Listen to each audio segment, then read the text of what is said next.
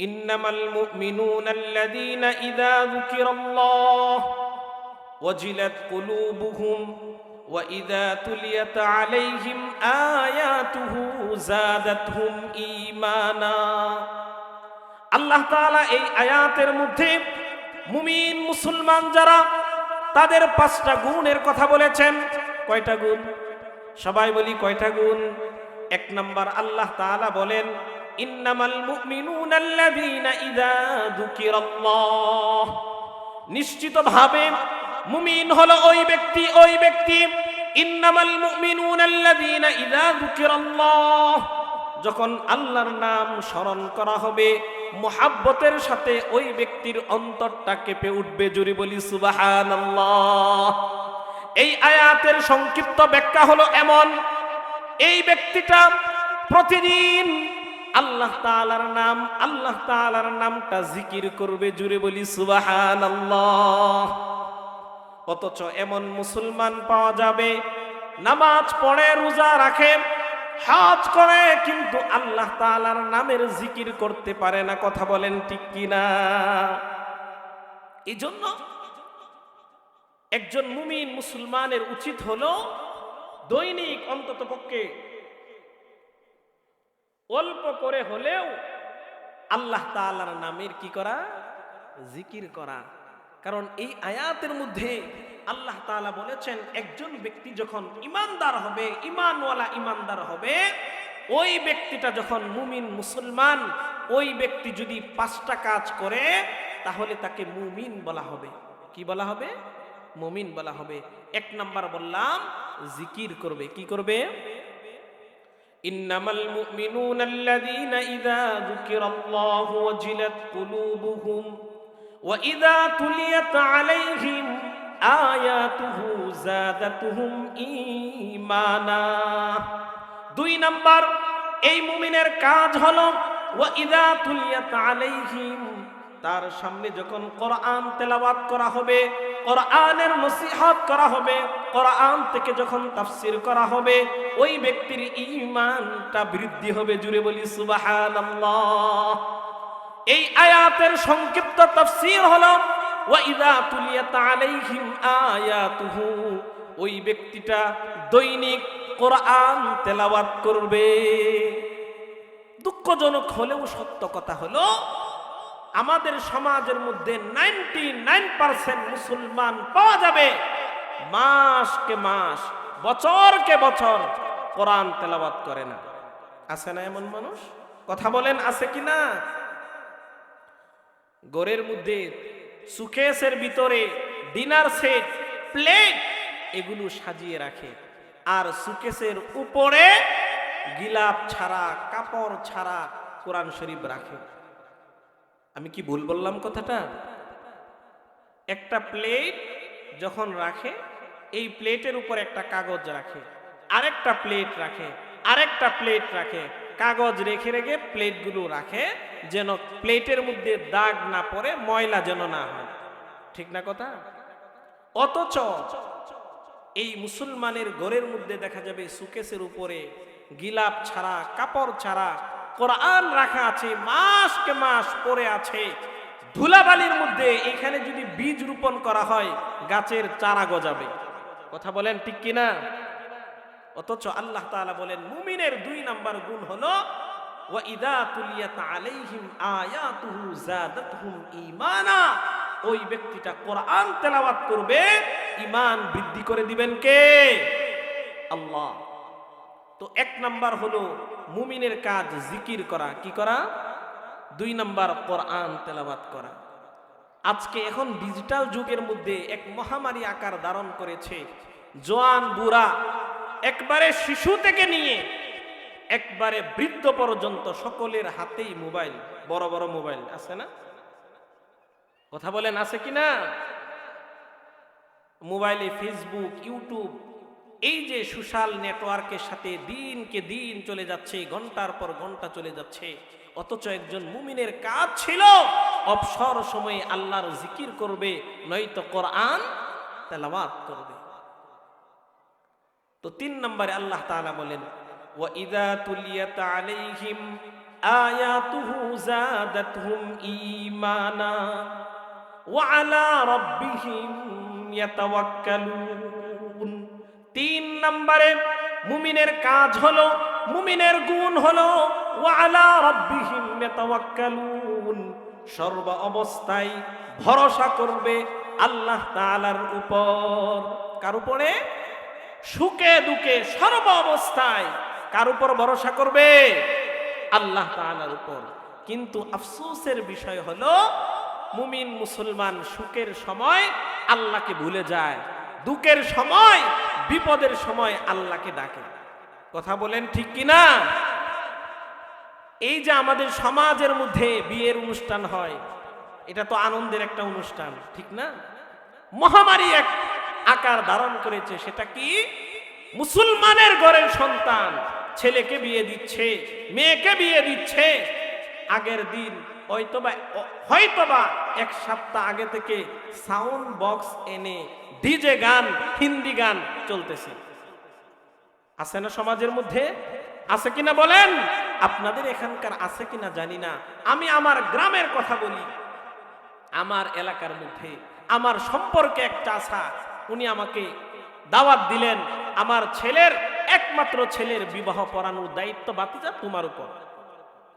অনেক রিকোয়েস্ট করার পরে যখন আসলাম, আসার পরে সংবাদ শুনি 2 দিন আগে থেকেই এই বাড়ির মধ্যে সাউন্ড বক্সে হিন্দি গান চলতেছে। বলি নাউজুবিল্লাহ।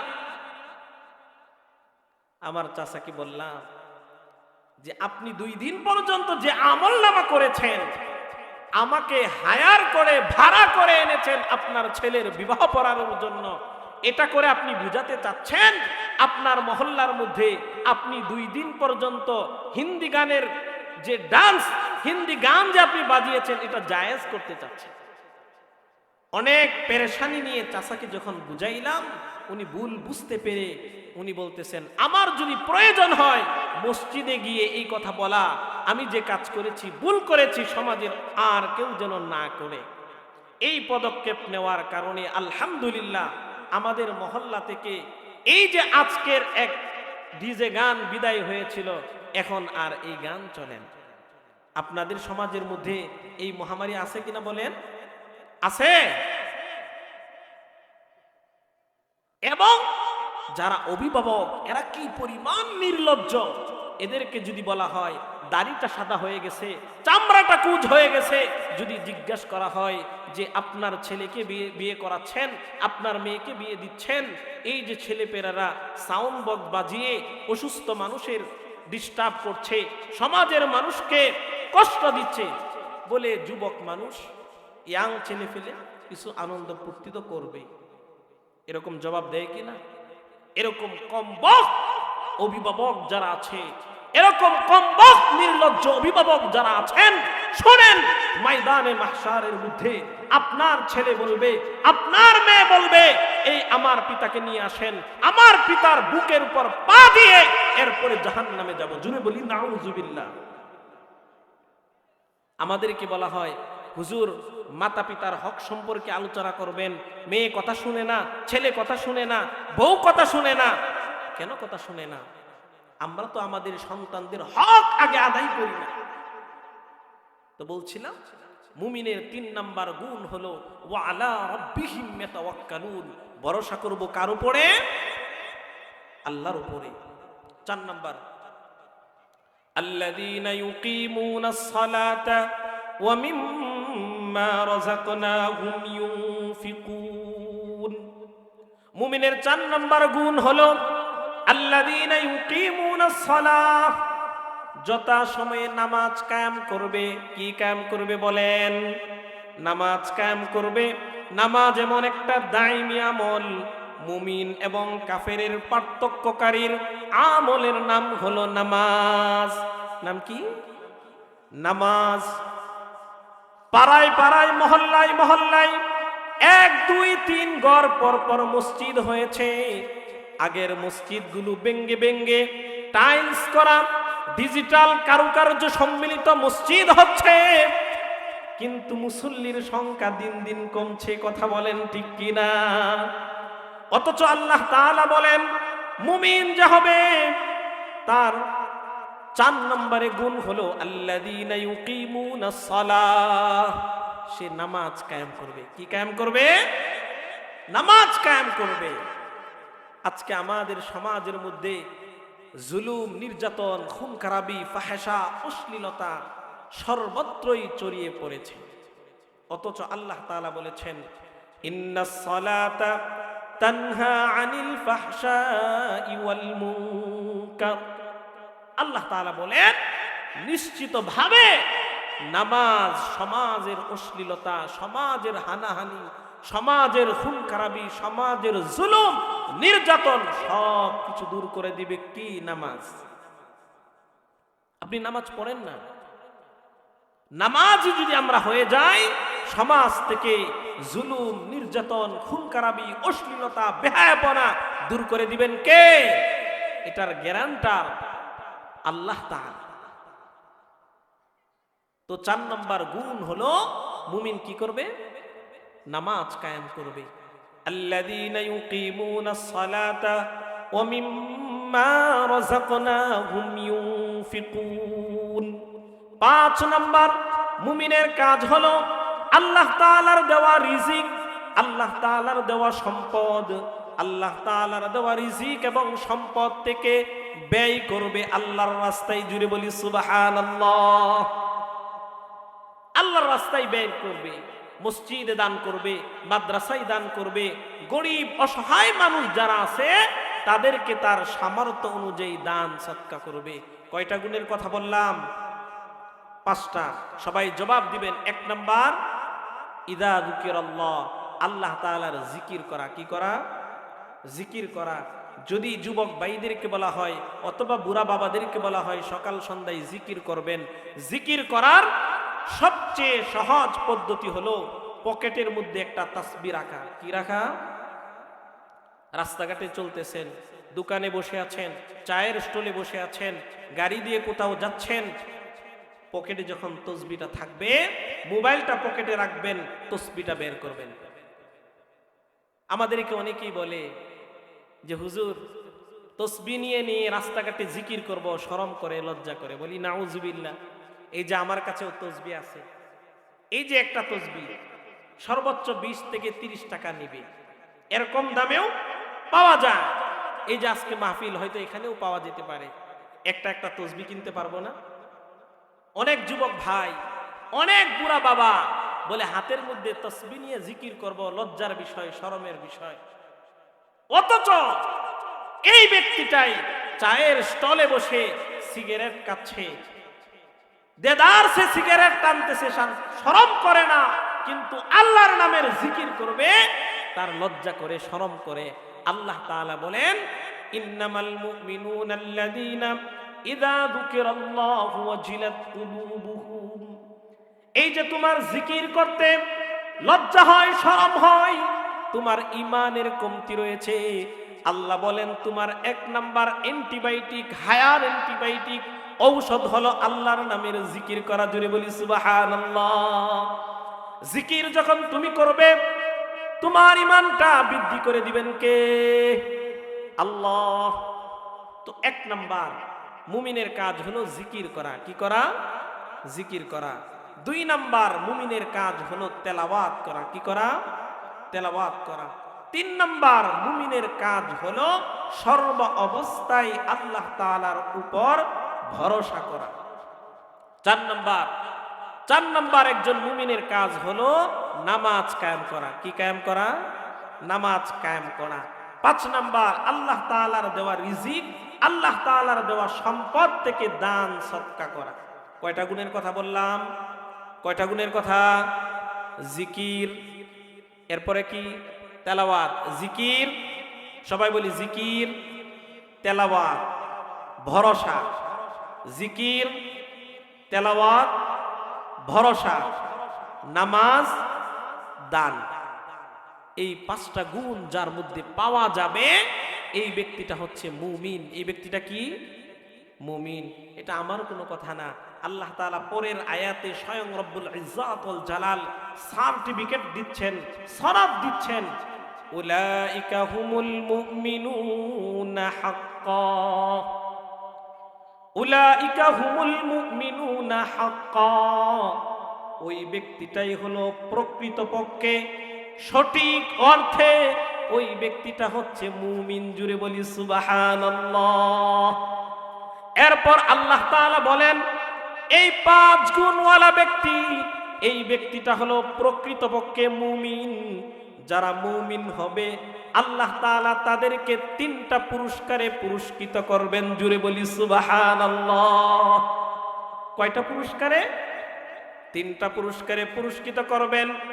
1 নাম্বার আল্লাহ তাআলা বলেন লাহুম দারাজাতুন ইনদা রাব্বিহিম, ময়দানে মাহশারের মধ্যে আল্লাহ তাআলা ওই ব্যক্তির সম্মান ইজ্জত বাড়িয়ে দিবেন। 1 নাম্বার পুরস্কার লাহুম দারাজাতুন ইনদা রাব্বিহিম, রবের নিকট ওই ব্যক্তির মর্যাদা বাড়িয়ে দিবেন কে? সবাই বলি কে? 1 নাম্বার পুরস্কার আল্লাহ তাআলা ওই ব্যক্তির মর্যাদা কি করবেন? বাড়িয়ে দিবেন। 2 নাম্বার ওয়া মাগফিরাতুন ওয়া রিজকুন কারীম। 2 নাম্বার ওই ব্যক্তির পুরস্কার হলো ওই ব্যক্তিকে মাগফিরাত দান করবেন তথা ওই ব্যক্তিকে আল্লাহ তাআলা ক্ষমার ঘোষণা করে দিবেন। এমন কোন মানুষ পাওয়া যাবে না যেই ব্যক্তিটা জীবনে কোনোদিন গুনাহ করে নাই। এমন মানুষ পাওয়া যাবে যে গুনাহমুক্ত? অনিচ্ছাকৃত সত্ত্বেও আমাদের গুনাহ হয়ে যায়, হয় কিনা বলেন? বুখারীর বর্ণনা, আল্লাহ রাসূল সাল্লাল্লাহু আলাইহি ওয়াসাল্লাম এই যে জামানা চলছে, হাদিসের পরিভাষায় এই জামানাকে বলা হয় করিবুল কিয়ামা। কি বলা হয়? সবাই জবাব দিয়ে কি বলা হয়? করিবুল কিয়ামা, অর্থাৎ কিয়ামতের নিকটবর্তী সময়। আল্লাহ রাসূল সাল্লাল্লাহু আলাইহি ওয়াসাল্লাম অন্য হাদিসের মধ্যে বলেছেন বুইস্তু আনা ওয়াস সাআতু কাহাতাইন। আল্লাহ রাসূল এই যে 2টা আঙ্গুল ইশারা করেছেন, আমি এবং কিয়ামত এই 2 আঙ্গুলের মতো। অর্থাৎ আল্লাহ রাসূল বুঝাতে চাইলেন এই 2টা আঙ্গুল যেমন পাশাপাশি, নাকি দূরত্ব আছে? পাশাপাশি। আমি যেহেতু চলে এসেছি, আমার একবারেই নিকটবর্তী কিয়ামত। আল্লাহ রাসূল এই দুনিয়া থেকে চলে গেছেন 1433 বছর আগে। কত বছর আগে?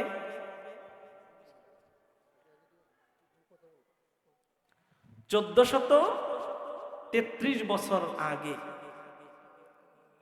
তো আল্লাহ রাসূল হাতের দ্বারা ইশারা করেছেন যে আমি এবং কিয়ামত হচ্ছে এই 2 আঙ্গুলের মতো।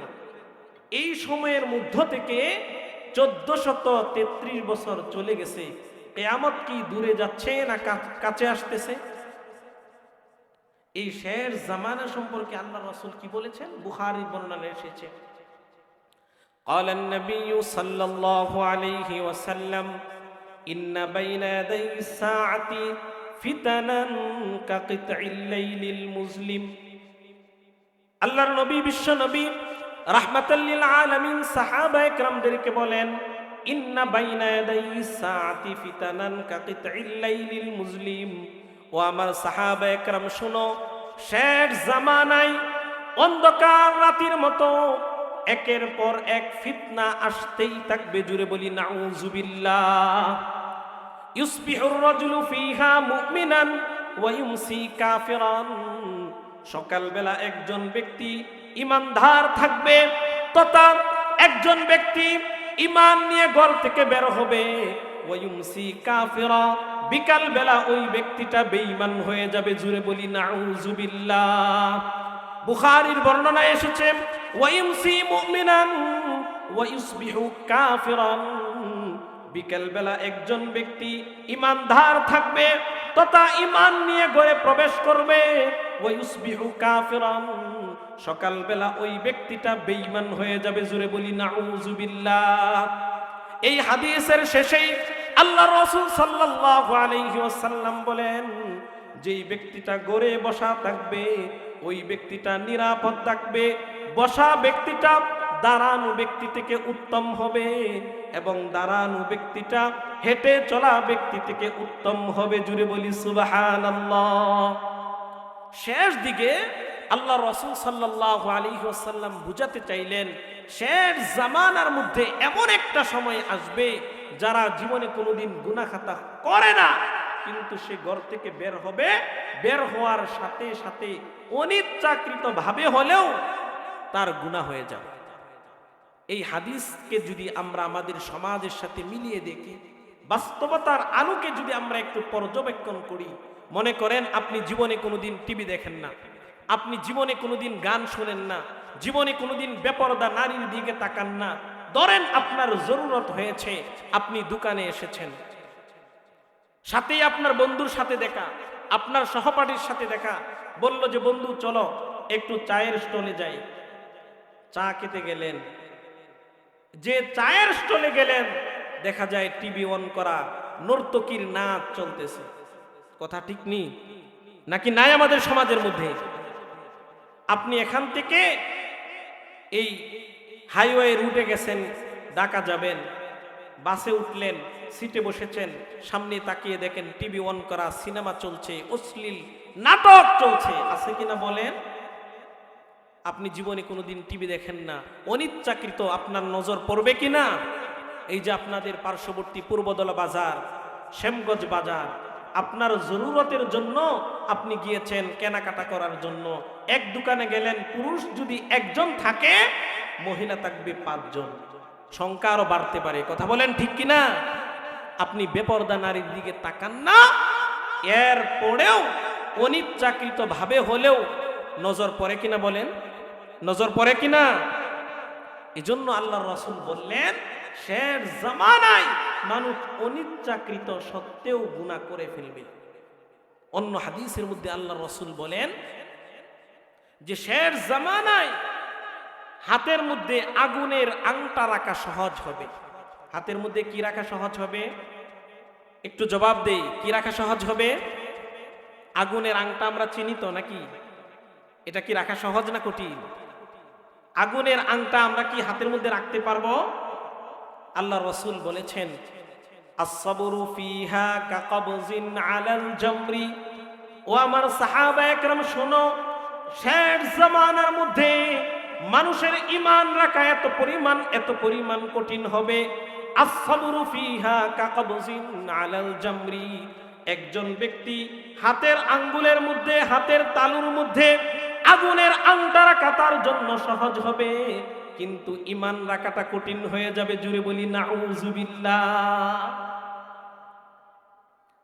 তবে এই শেষ জামানার উম্মতদের জন্য আল্লাহর রাসূল সাল্লাল্লাহু আলাইহি ওয়াসাল্লাম কিছু ভালো সংবাদ শুনিয়েছেন। ভালো সংবাদটা কি? আল্লাহর রাসূল সাল্লাল্লাহু আলাইহি ওয়াসাল্লাম বলেন, এই ফিতনা ফাসাদের সময়ের মধ্যেও যদি কোনো ব্যক্তি ঈমান নিয়ে আমল করতে পারে, একজন ব্যক্তি আমল করবে, আল্লাহর রাসূল বলেন ওই ব্যক্তির আমল নামার মধ্যে 50 জন ব্যক্তি আমল করলে যেই সওয়াব হবে, ওই পরিমাণ সওয়াব আল্লাহ তাআলা দিয়ে দিবেন। জুড়ে বলি সুবহানাল্লাহ। আল্লাহ রাসূল সাল্লাল্লাহু আলাইহি ওয়াসাল্লামের কাছে সাহাবায়ে কেরাম প্রশ্ন করলেন, ওগো আল্লাহর রাসূল, এই যে 50 জন লোকের কথা বললেন, এই 50 জন ব্যক্তি কি শেষ জামানার 50 জন নাকি আমাদের মতো সাহাবায়ে কেরাম পর্যন্ত 50 জন? আল্লাহর রাসূল বলেন, ও আমার সাহাবায়ে কেরাম শোনো, শেষ জামানার 50 জন না, তোমাদের মতো, আবু বকরের মতো, উমরের মতো, উসমানের মতো 50 জন ব্যক্তি আমল করলে যেই সওয়াব হবে, ওই ব্যক্তি আমল করবে, তার সমপরিমাণ সওয়াব আমি দিয়ে দিব। জুরে বলি সুবহানাল্লাহ। তো আমি প্রথম যে আয়াত তেলাওয়াত করেছিলাম মনে আছে না? আল্লাহ তাআলা বলেন, ইয়া আইয়ুহান নাসুত্তাকু রাব্বাকুম ইন্না জালজালাতাস সাআতি শাইউন আযীম।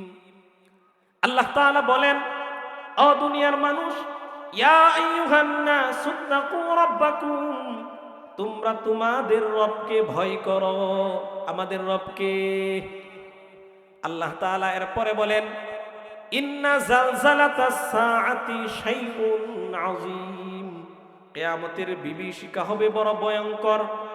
ইয়াউমা তারাউনাহা, ওগো নবীজি আপনি সেই দিন দেখবেন, ইয়াউমা তারাউনাহা তাযহালু কুল্লু মুরদিআতিন আম্মা আরদাআত ওয়া তাদাউ কুল্লু যাতি হামলিন হাইদিন, গর্ভবতী একজন মহিলা তার গর্ভপাত হয়ে যাবে, তার কোনো খবর থাকবে না। একজন দুগ্ধপুষ্য শিশুকে তার মা দুধ পান করাইতে ভুলে যাবে। ওমা হুম বিসুকারা, এরপর আল্লাহ তাআলা বলেন প্রত্যেকটা ব্যক্তি নেশাগ্রস্তের ন্যায় দৌড়াতে থাকবে। জুড়ে বলি নাউযুবিল্লাহ। ওয়া তারান নাসা সুকারা ওমা হুম বিসুকারা, এরপর আল্লাহ বলেন ও আমার নবীজি এরা প্রকৃতপক্ষে নেশাগ্রস্ত নয়, কিন্তু এরপরেও এরা নেশাগ্রস্তের মতো কেন হয়ে যাবে? ওয়ালাকিন্না আযাবাল্লাহি শাদীদ, আল্লাহ তাআলার আযাবের ভয়ে ওই ব্যক্তিটা নেশাগ্রস্তের মতো হয়ে যাবে। জুড়ে বলি নাউযুবিল্লাহ। তাহলে আল্লাহ তাআলা এই আয়াতের মধ্যে সংক্ষেপ কথা হলো বলছেন তোমরা আমাকে ভয় করো। কাকে ভয় করার কথা বলেছেন? আল্লাহকে।